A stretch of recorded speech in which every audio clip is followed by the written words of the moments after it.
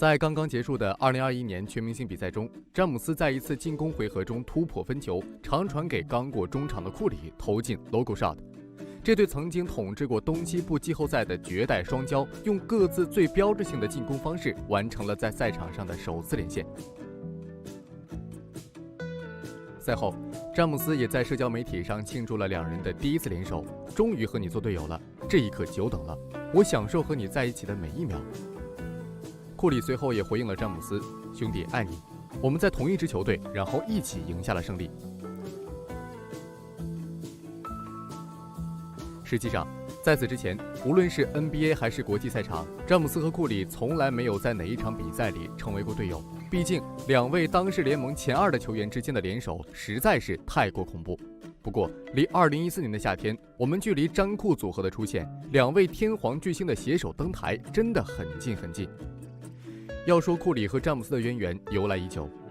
1988年3月14日，此时的戴里库尔正效力于克利夫兰骑士，他的妻子桑亚正在俄亥俄州东北部的小城市阿克伦城市医院生下了斯蒂芬·库里。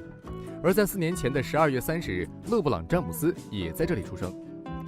两人的人生轨迹在一开始重合，但是很快又往不同的方向前进。詹姆斯成为来自阿克伦的天之骄子，享誉全美，而库里跟随父亲的指导，磨砺着自己的投篮，等待着厚积薄发的一天。时间一眨眼就来到了2014年的夏天，对于当时的库里和詹姆斯而言，都算不上是一个甜蜜的盛夏。库里和他的勇士还没有等来属于自己的时代，在洛杉矶空接之城的围剿下，这支勇士都略显稚嫩。他们与快船血战到第7场的最后120秒，可是小乔丹和格里芬组成的双塔统治了决胜时刻，在首轮被淘汰出局。詹姆斯领军的热火3巨头正在向自己的3连冠发起冲击。虽然在东部的季后赛里如入无人之境，但是马刺在2014年贡献出了历史上最极致的团队篮球。1-4，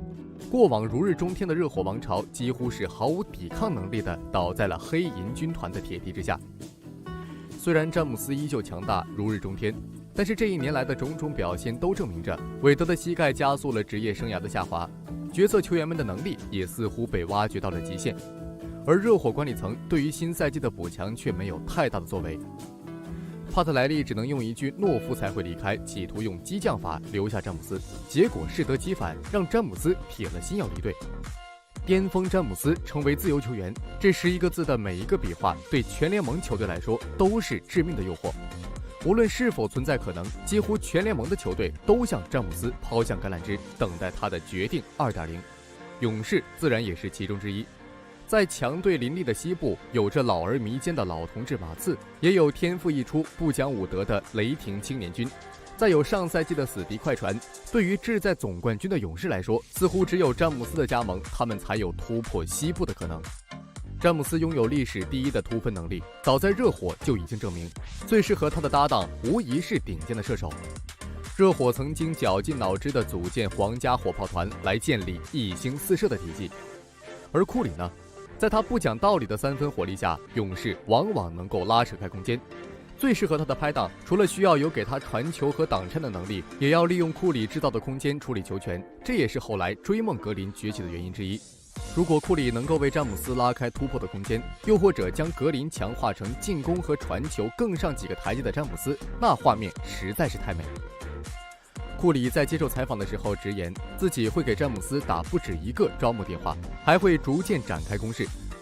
4年前，詹姆斯成为自由球员时，没有人会问他勇士怎么样，现在不一样，所以现在会很有意思。我们是一支非常有吸引力的球队，我觉得自由球员们应该都明白这一点，不，全联盟的所有人都应该明白，我们会赢下很多胜利。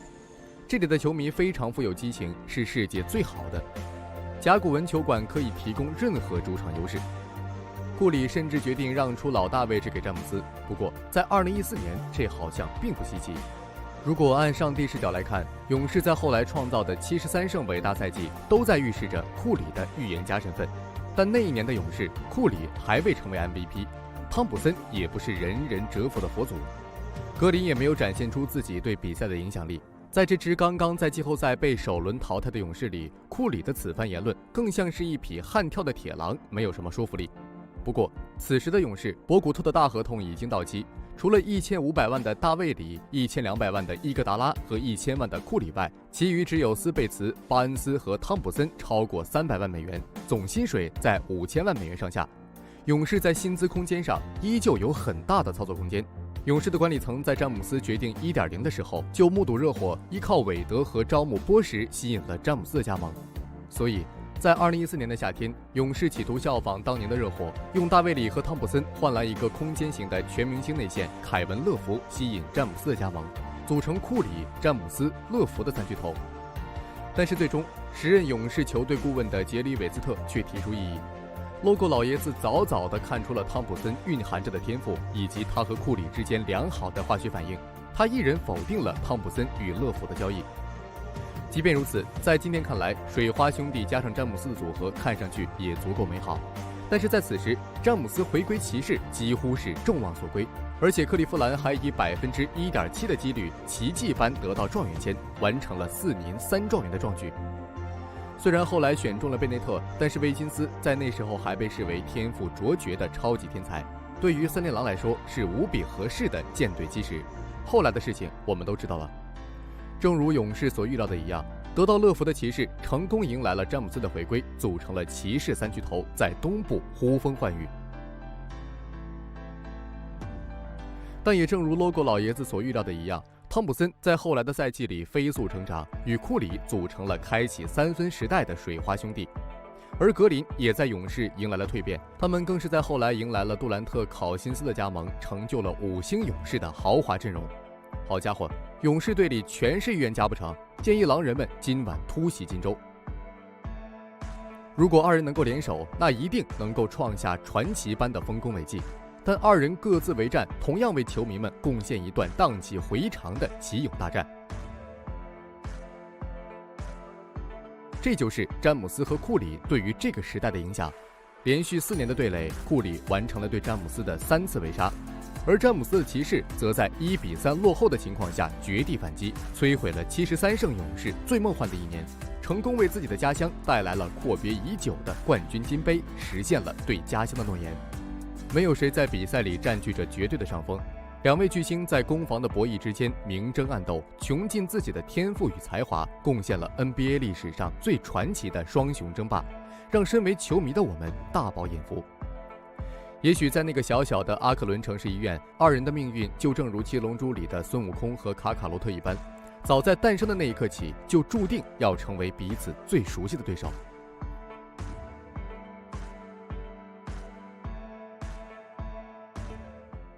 Hello， 大家好，我是阿斌。2021年12月15日，注定是个被 NBA 载入史册的日子。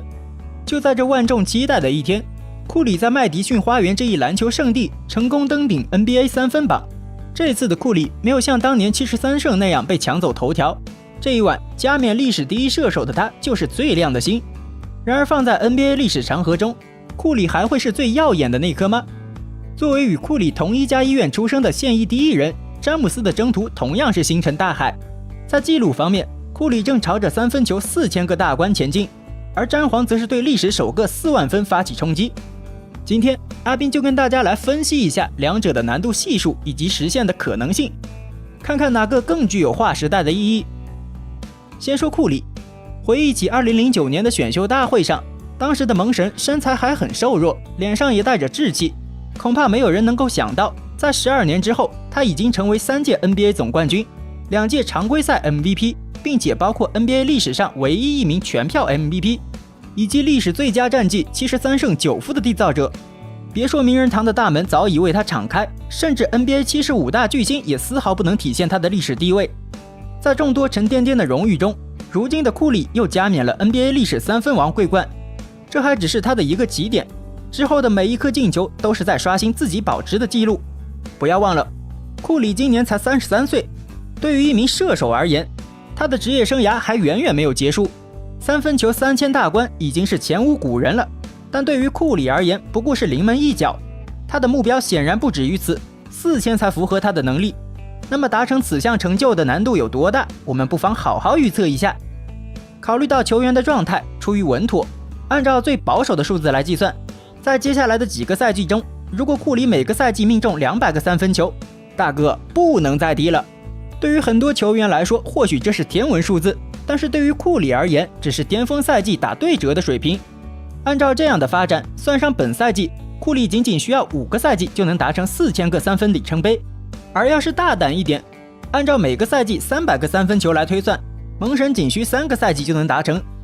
这么说其实也很低调了。知道库里本赛季三分有多恐怖吗？场均 5.5 个，只要他保证上场，打破自己的单赛季402个三分球都不是问题。所以关于库里能否达成4000个三分，这几乎是一个板上钉钉的事情。值得一提的是，库里在今年夏天和勇士达成续约，新合同将于2026年到期。届时无论库里最终以何种进度达成，这个记录铁定是属于勇士的。当然阿斌是想不出他穿其他队球衣的样子。你小子话里有话。詹姆斯打了一个喷嚏，并且闪亮登场了。库里光凭借4000个三分就能拿到12000的得分，想想已经够酷了。但是对于詹姆斯而言，三分不过是进攻手段的一种，只要得分，不管什么形式都好，因为他正向着历史总得分王以及4万分的处女地迈进。詹姆斯2003年进入联盟，至今已经是第19个赛季，获得过4个总冠军、4个总决赛 MVP 以及4个常规赛 MVP。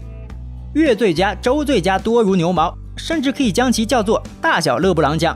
诚然，距离历史第一人还有差距，但在总得分，詹姆斯可以说是希望之星。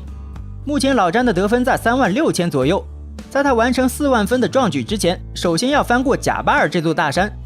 作为待机狂魔，天勾职业生涯长达惊人的23个赛季，常规赛总得分为38387分。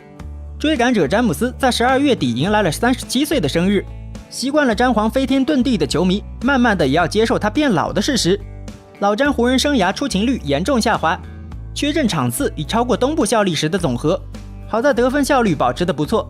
按照目前的态势，下赛季超越马龙的36928分，跃居历史第2应该不成问题。但是能不能挑战贾巴尔乃至4万分，还要看詹姆斯状态的下滑程度。和库里不一样，由于技术特点限制，詹姆斯的身体素质下降后，得分会越来越困难。目前詹姆斯在身的合同将在2023年结束，届时他也将年满39岁。假设以2023年为詹姆斯职业生涯终点，比赛场次为220场，按照70%的出勤率算，大致为150场比赛。那么场均得分17.9分就超越贾巴尔，实现的概率还是很大的。而要达成4万分终极成就，则需场均拿下29.2分。这显然是强人所难，唯一行之有效的方法就是增加待机时长。这就要求詹姆斯至少打到2025年，以场均20分为例，达到4万分至少需要打219场比赛。这也就是说，詹姆斯在未来4个半赛季至少要保持57%的综合出勤率。到这里已经可以判定两者的难度大小了。相比于库里的水到渠成，詹姆斯则是需要加班赶进度的。那么两者的含金量哪个大呢？关于这个问题，除了双方实现难度的比较，还有就是会不会后有来者，看看哪个更让人高山仰止。还是先分析库里。要知道蒙神选秀时已经21周岁，属于大龄选秀，职业生涯前期也因伤缺席过很多场次。他能达到现有高度，靠的是场均产量高。雷阿伦2973记三分的原纪录是用了1300场常规赛比赛达成，而库里只用了789场就完成了对雷阿伦的超越，少用了511场，恐怖如斯。至少从现在 NBA 的球员来看，不管是成名已久的哈登、利拉德等人，还是年少有为的特雷杨，他们都很难完成对库里的超越。那么未来呢？这个就难说了。受小球盛世影响，越来越多的学生球员开始打磨远射技术，这已然成为了篮球的风向标。当一件事物开始被广泛重视的时候，也是整体竞争力提升的时候。纵观 NBA， 从1980年至1990年这10年之间，三分球的出手比例一直都保持在10%以下，而等到1995年时，这个幅度大幅上涨到了20%左右，而在后续一直到2021年，三分球的出手占比更是飞速上涨到40.2%。若之后有一个球员满19周岁就进入 NBA， 并且保持健康，三分球命中率始终稳定在40%以上，还是能够追赶库里的。而詹姆斯之后就真的没有詹姆斯了，原本最有可能的是杜兰特，不过那也是在他雷霆时期受伤之前。大伤后的阿杜可以说是彻底失去了希望。纵使得分王的数量是杜兰特4比1詹姆斯，但是老詹胜在10几年如一日的稳定，连续得分上双纪录就是最好的证明，并且别忘了，詹姆斯还坐拥 NBA 得分方面几乎所有的最年轻纪录，这意味着效率。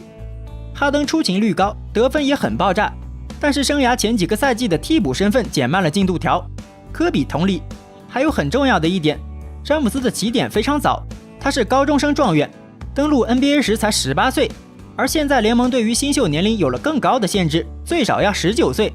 假设和詹姆斯退役岁数一样，那就得比詹姆斯得分效率更高，这样才能追赶。然而这太难了。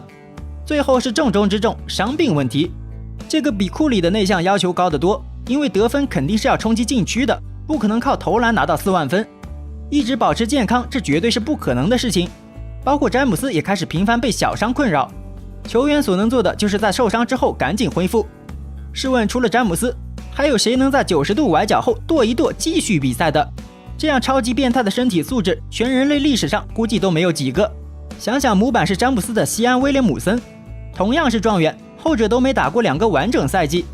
本赛季甚至还没出战过，这是为什么？是胖虎身体素质不够好吗？不，关键是很少有球员能做到詹姆斯那样自律。